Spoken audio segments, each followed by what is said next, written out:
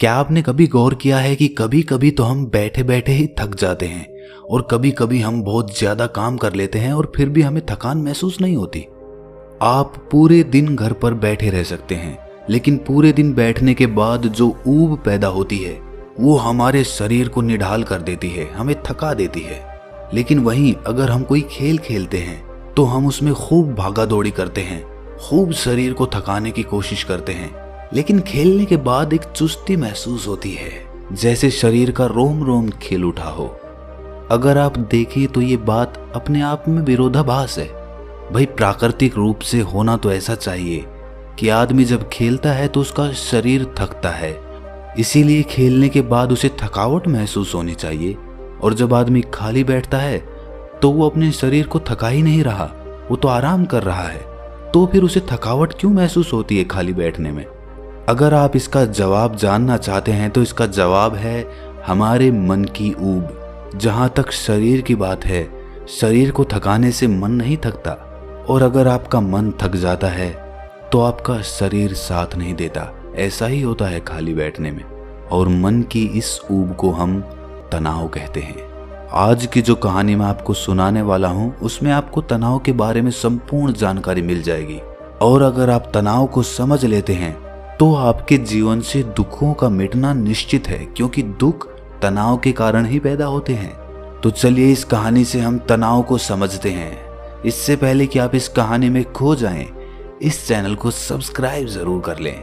तो चलिए कहानी शुरू करते हैं। ये उस समय की बात है जब बुद्ध आम्रवन में अपना समय व्यतीत कर रहे थे।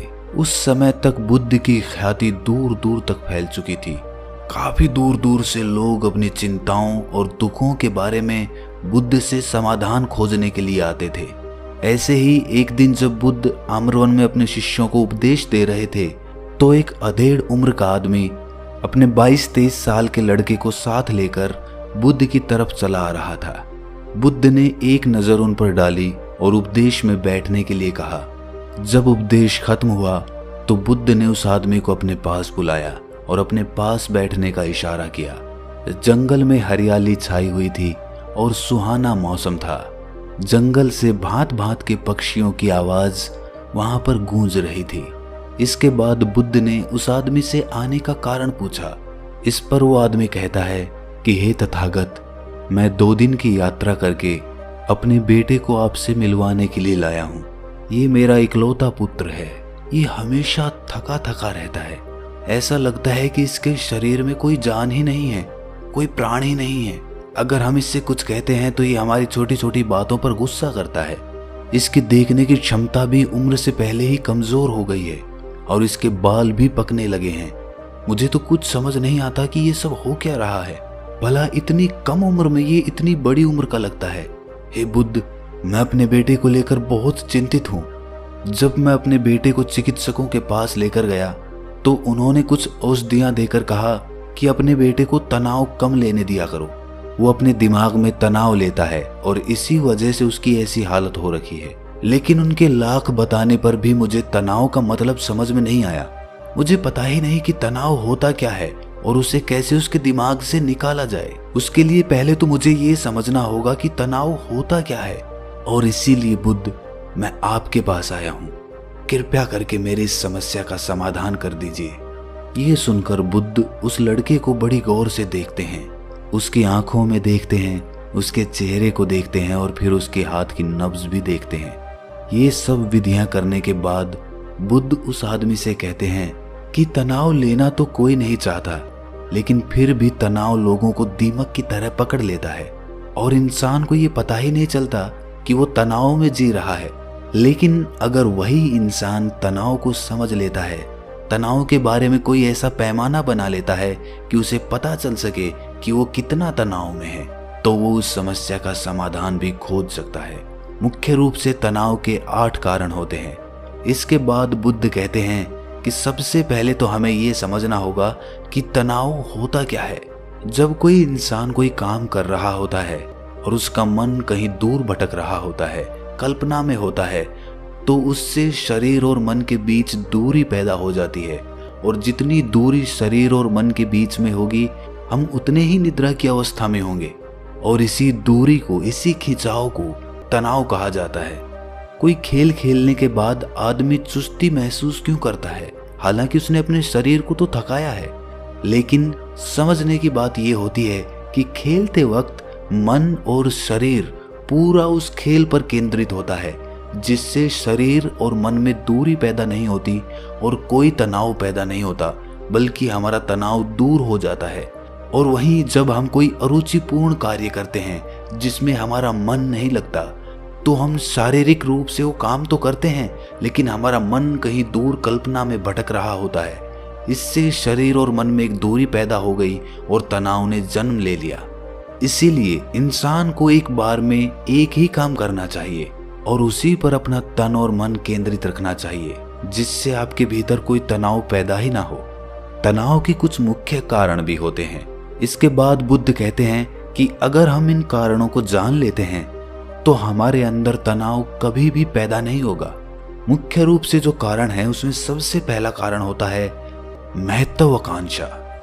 महत्वाकांक्षी होना अच्छी बात होती है, लेकिन कभी आपने गौर किया है कि इंसान के लक्ष्य कभी पूरे ही नहीं होते हैं, क्योंकि इंसान का कोई एक लक्ष्य होता ही नहीं है। जब इंसान एक लक्ष्य को प्राप्त कर लेता है तो दूसरा लक्ष्य स्थापित हो जाता है और इसी तरह वो अपने लक्ष्य को पाने के लिए गोल गोल घूमता रहता है। इसीलिए जो इंसान ज्यादा महत्वाकांक्षी होता है, जिसे बड़े बड़े लक्ष्य प्राप्त करने होते हैं, वो वर्तमान में कभी नहीं जी पाता। उसका मन हमेशा भविष्य की योजनाएं बनाता रहेगा और बस उसका शरीर वर्तमान में होगा, उसका मन भविष्य में होगा, और इन दोनों की दूरी की वजह से उस आदमी में तनाव पैदा हो जाएगा। इस पर वो युवक पूछता है कि हे बुद्ध, तो क्या आदमी को अपना लक्ष्य ही नहीं बनाना चाहिए? क्योंकि लक्ष्य बनाना भी तो महत्वाकांक्षा होती है। इस पर बुद्ध कहते हैं कि जीवन में कोई लक्ष्य बनाना गलत बात नहीं है। समस्या पैदा तब होती है जब हम पूरे का पूरा ध्यान उस लक्ष्य पर ही लगा देते हैं। आदमी को वर्तमान में जीना आना चाहिए। आप लक्ष्य बनाइए, उनके प्रति निरंतर मेहनत करिए, लेकिन इसके साथ साथ आपके दिमाग में ये ख्याल भी होना चाहिए कि आप अभी वर्तमान में जी रहे हैं।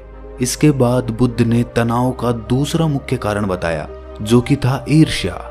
बुद्ध ने कहा कि जब आदमी ईर्ष्यापूर्ण या द्वेषपूर्ण हो जाता है तो भी उसका मन सड़ने लगता है। ईर्ष्या आंतरिक घाव होता है। आंतरिक मतलब मन का घाव होता है। शरीर का घाव तो भर जाता है, लेकिन मन का घाव कभी नहीं भरता। इसीलिए इंसान को दूसरे की तरक्की से कभी ईर्ष्या नहीं करनी चाहिए। तनाव का तीसरा मुख्य कारण होता है किसी दूसरे से अपेक्षा। बुद्ध ने बताया कि एक बाप होने के नाते वो अपने बेटे से बहुत सारी अपेक्षाएं रखता है कि मेरा बेटा एक कामयाब इंसान बने, वो जिस तरह मैं चाहता हूं उस तरह का जीवन जिए। और जब आदमी किसी से अपेक्षा करने लगता है तो कहीं ना कहीं वो अनजाने में खुद के लिए तनाव पैदा कर रहा होता है। जरा सोचिए कि वही बेटा अगर अपने बाप के हिसाब से नहीं चलेगा, वो नहीं बन पाएगा जो उसका बाप चाहता है, तो फिर उसके पिता के मन को तनाव पकड़ लेगा। इसीलिए किसी से भी अपेक्षा नहीं करनी चाहिए, ना ही दूसरे से और ना ही खुद से। इसके बाद तनाव का अगला मुख्य कारण बताते हुए बुद्ध ने कहा कि अरुचिपूर्ण कार्य करने से भी मन में तनाव पैदा होता है। जिस काम में हमारा मन ही नहीं लगता, जिसमें हमारी रुचि ही नहीं है, तो उस काम में हम अपना मन नहीं लगा पाएंगे। हमारा मन कल्पनाओं की उड़ान भरेगा और हमारा शरीर वहीं बैठा रहेगा। इसीलिए दोनों में दूरी पैदा होने की वजह से ये भी तनाव का कारण बन जाता है। इसीलिए आदमी को सिर्फ रुचि के हिसाब से ही कार्य करने चाहिए। इसके बाद बुद्ध ने कहा कि शारीरिक दुख भी तनाव का कारण होता है। जब आदमी को कोई शारीरिक कष्ट होता है तो आदमी का मन उसी बीमारी के बारे में सोचता रहता है, जिससे उसके मन में दुख के विचार पनपते हैं और वहां पर तनाव पैदा हो जाता है। ये सुनकर उस आदमी ने कहा कि हे बुद्ध, शारीरिक दुख तो किसी को भी आ सकता है, तो क्या वो आदमी हमेशा तनाव में ही जिएगा? इसका जवाब देते हुए बुद्ध कहते हैं कि ये बात ख्याल करने की होती है कि हमारा जीवन दुखों का आगार है। जैसे जैसे हमारी उम्र बढ़ती है वैसे वैसे बीमारियां आती हैं, दुख आते हैं और एक दिन मौत भी आती ही है। तो बीमारियां जीवन का अभिन्न हिस्सा है किसी में वो समय से पहले आती है तो किसी में बाद में आती है। और जब इंसान का मन इसके बारे में समझने लगेगा तो वो अपनी बीमारी के बारे में सोचकर ज्यादा तनाव नहीं लेगा, क्योंकि वो जीवन का एक अभिन्न हिस्सा है। और इसके लिए आदमी को शारीरिक रूप से भी अभ्यास करते रहना चाहिए ताकि उसका शरीर लंबे समय तक स्वस्थ बना रह सके। और ये भी जान लो, तनाव का एक मुख्य कारण होता है अपनी योजनाओं को समझने के लिए वक्त न देना।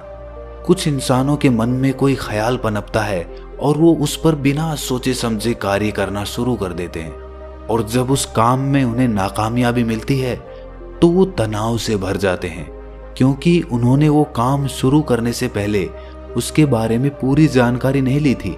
आदमी को कोई भी योजना बनाते वक्त उसके बुरे परिणाम के बारे में सबसे पहले सोचना चाहिए। हमें ये सोचना चाहिए कि अगर ये योजना कामयाब नहीं हुई तो फिर मैं क्या करूंगा। और इसीलिए अपनी योजनाओं को समझने के लिए पूर्ण वक्त देना, पूरा वक्त देना, ताकि भविष्य में उस काम के प्रति कोई तनाव पैदा ही ना हो। और सबसे आखिरी कारण जो तनाव का होता है वो होता है ज्यादा सोचना। निरंतर सोचते रहना भी एक बीमारी होती है, और इसको दूर करने के लिए आदमी को नित्य प्राणायाम और ध्यान करना चाहिए। ये सुनकर उस आदमी ने हाथ जोड़ते हुए बुद्ध से पूछा कि हे बुद्ध, मेरा बेटा तो अभी मात्र 23 साल का है और उसमें इतनी समझ भी नहीं है कि वो इतनी सारी बातों का एक साथ अनुसरण कर सके।